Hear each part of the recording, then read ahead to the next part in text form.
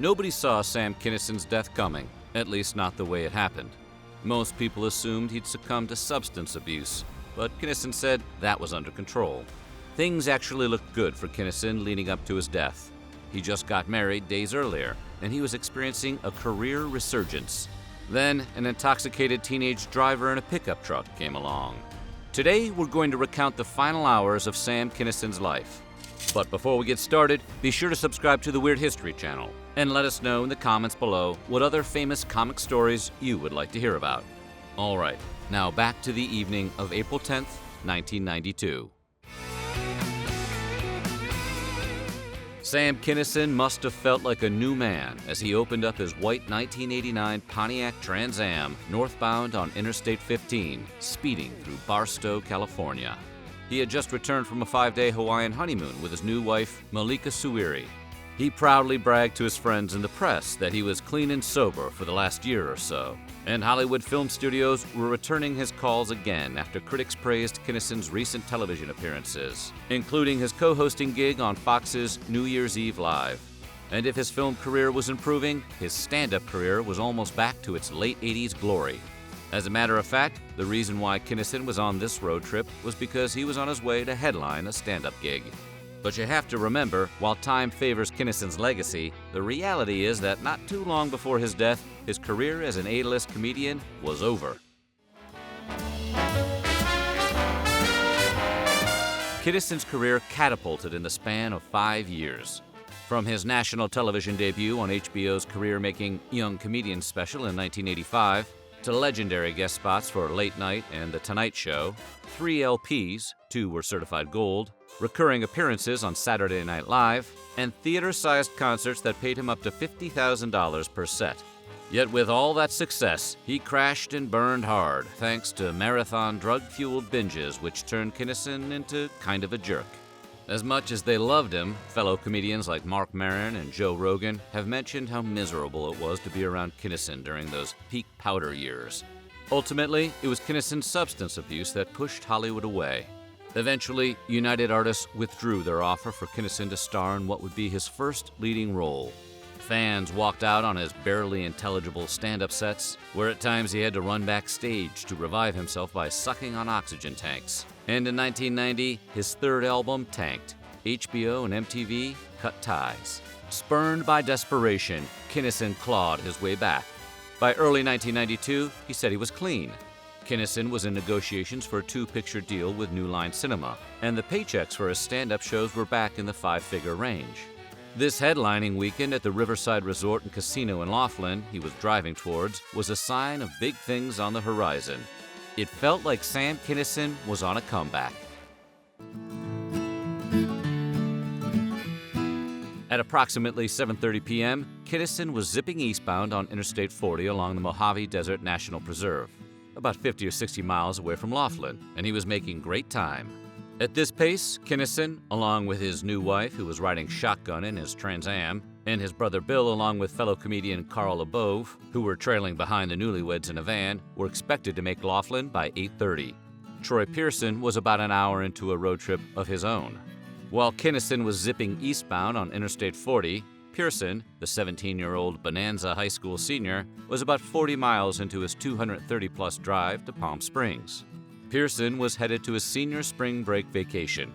Behind the wheel of his old Chevrolet truck, packed with a bag of clothes and toiletries to last a week, along with a bunch of beer for the road, Pearson and a classmate were speeding towards Sam and Malika. Within 30 minutes, the comedy world would never be the same again. As Kinison exited Highway 40 and merged north onto the small 2-lane Interstate 95, he must have known he was about 30 minutes from the casino. After all, he made this trip to Laughlin before for previous stand-up gigs.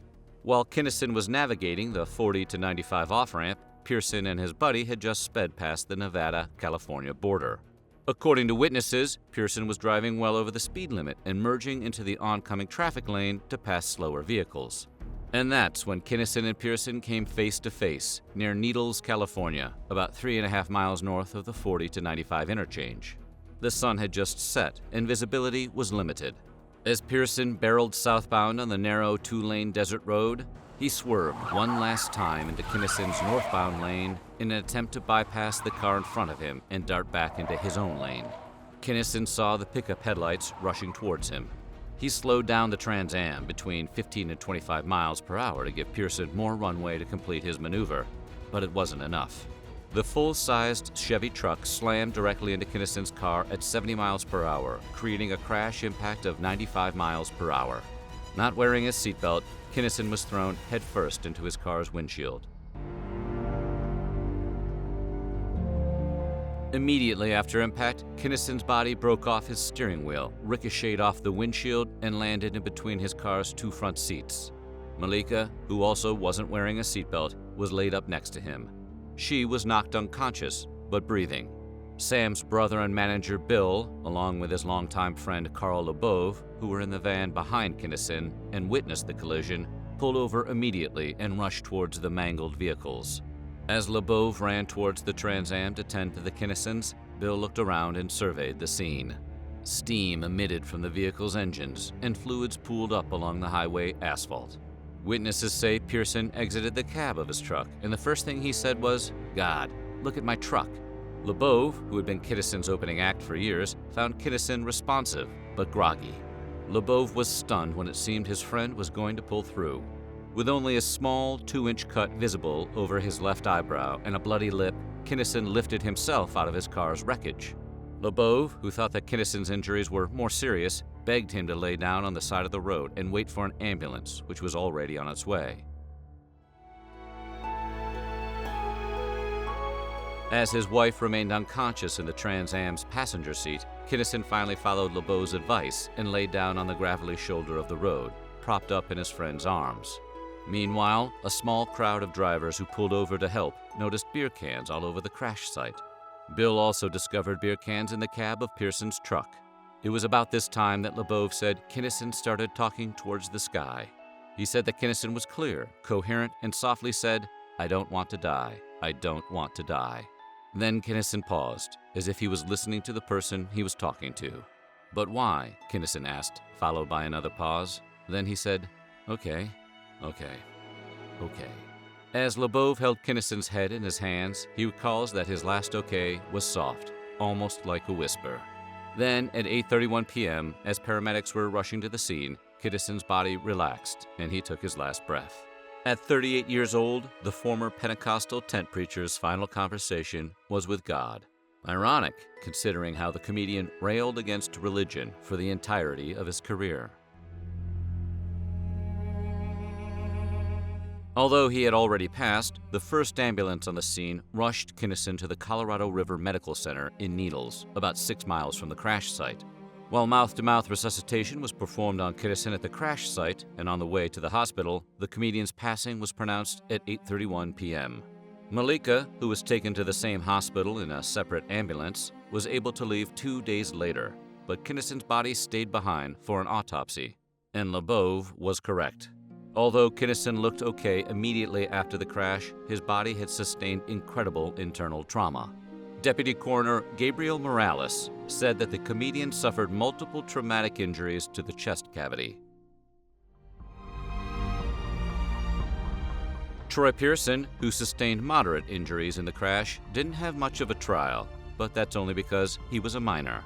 In a brief court appearance, a judge sentenced the teen with felony vehicular manslaughter with gross negligence. The charge came with a year of probation, a 2-year suspended driver's license, and 300 hours of community service. Pearson was released to the custody of his parents, and that was it. In addition to his outrage over the slap on Pearson's wrist for killing his brother, Bill Kinison was livid over Pearson's brief court appearance. At no time did I see any remorse, but there's nothing we can do about it now. A year after his death in 1993, Kinison was as popular as he was at his late 80s peak. His fourth and final comedy album, Live from Hell, was released to great critical acclaim. It even won that year's Grammy Award for Best Spoken Comedy Album against The Jerky Boys 2, and Adam Sandler's They're All Gonna Laugh at You. Bill also kept his brother's memory alive with Brother Sam, The Short, Spectacular Life of Sam Kinison, the 1994 biography about the comedian. The movie rights to the book were purchased by fan and friend Howard Stern, and at one point, HBO was talking about producing it with Kinison being played by Dan Fogler. Kinison's memory seems to be stuck in a holding pattern now. The Brother Sam movie never got past the script stage, and the 2017 biopic I Am Sam Kinison, while sourcing much of Bill's book, didn't feel like a proper send-off. In a recent interview, Bill mentioned movie deals that were in development at the time of his death. One such deal was a movie with Arnold Schwarzenegger, and another with Rick Moranis. It's easy to imagine what direction Kinison would have taken had he avoided his fatal accident in the desert and continued his newfound upward trajectory. Leading roles in motion pictures, arena tours, a family, and imagine how Kinison would have approached today's fevered political climate. So what do you think? How do you think Kinison's life would be if he lived? Let us know in the comments below, and while you're at it, check out some of these other videos of our weird history.